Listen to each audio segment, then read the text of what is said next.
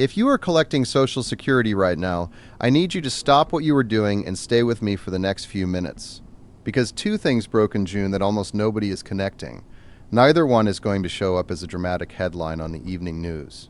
Neither one is something your bank or the Social Security Administration is going to call and warn you about. But both are tied directly to this summer, and both change the picture for every single person collecting Social Security in America. The first came from a government report released June 9th. A key deadline just moved closer, and the reason why is something seniors were actually told was good news. The second came from inflation data released June 13th. The prices you are paying right now, this very summer, are quietly setting next year's raise while already shrinking the check you have today. I am going to break both of them down in plain language, tell you exactly what they mean for your check, and most importantly, what you should actually do about each one.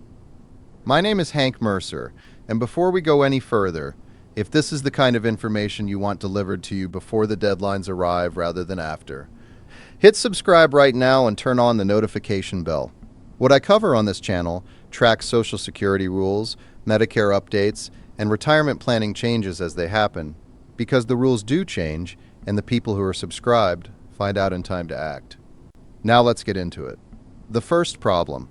A deadline that keeps moving closer. The first piece of bad news is buried inside a government document that almost no senior will ever open, and a move to date that affects all of them. Once a year, a group of government trustees is legally required to add up everything Social Security takes in, everything it pays out, and report back on how long the system can keep its promises. Think of it as the program's annual physical. The results came back on June 9th, and one number jumped off the page. 2032. That is the year the main retirement fund, the one your monthly check is drawn from, is now expected to burn through the reserves it has been living on. What makes that number alarming is not the number itself. It is the direction it is moving. Rewind to last year's report, and the same trustees were saying early 2033. 12 months later, they have pulled it back to late 2032. The finish line did not stay put.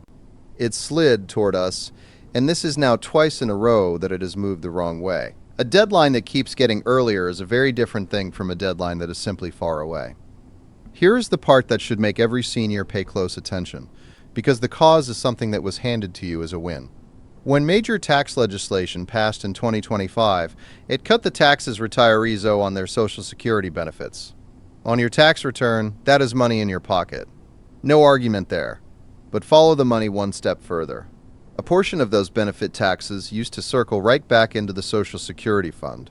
Cut the tax, and you cut the money flowing back in. The trustees say plainly that this is one of the reasons the clock jumped forward. In other words, the gift handed to seniors with one hand quietly pulled the deadline closer with the other. Now here is the question everyone gets wrong. Does 2032 mean the checks stop? No.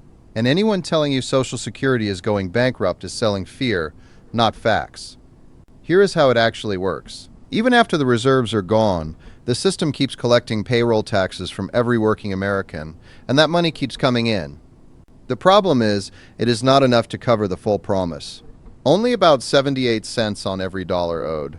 So unless Congress steps in before that point, the law triggers an across-the-board cut of 22%.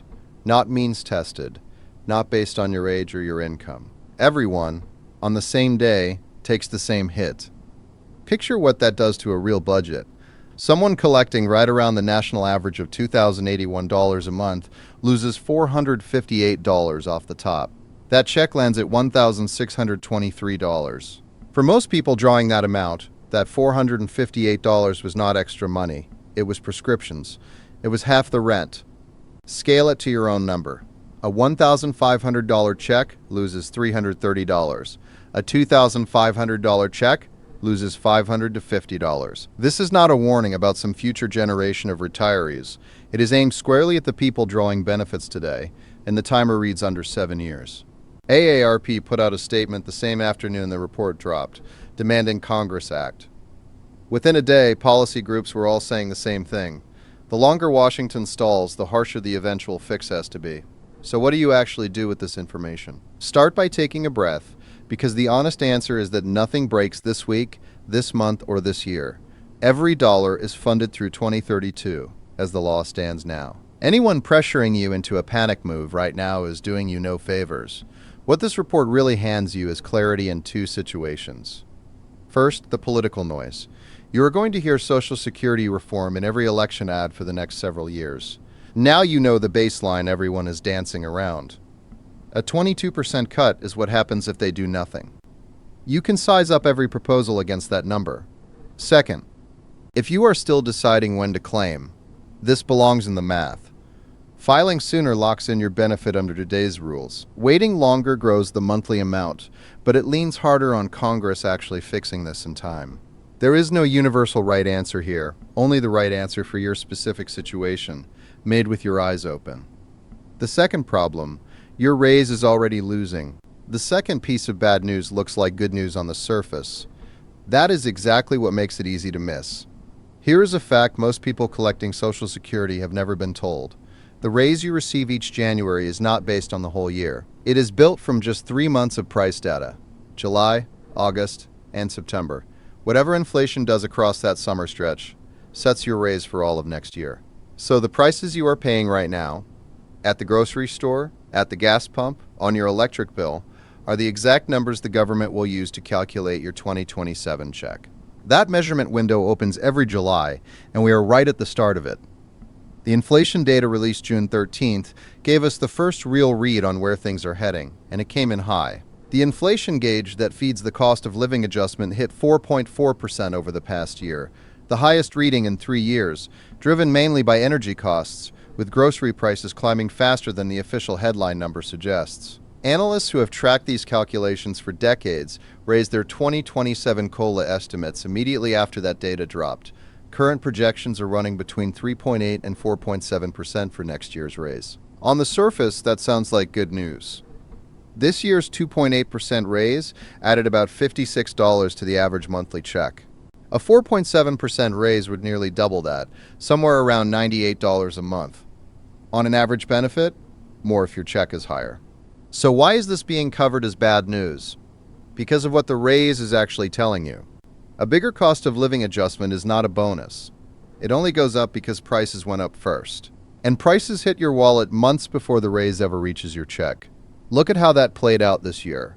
A retiree on the average benefit saw her January COLA add $56 a month. But by the same analyst's math, the groceries, gas, and prescriptions she buys every month now cost her roughly $94 more than they did a year ago. Her income rose $56. Her costs rose $94.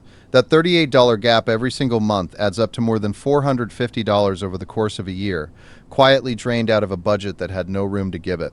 And a bigger 2027 raise only closes part of that gap, because the same inflation creating the raise is already eating it before it arrives. This is landing hardest on the people with the least room to absorb it.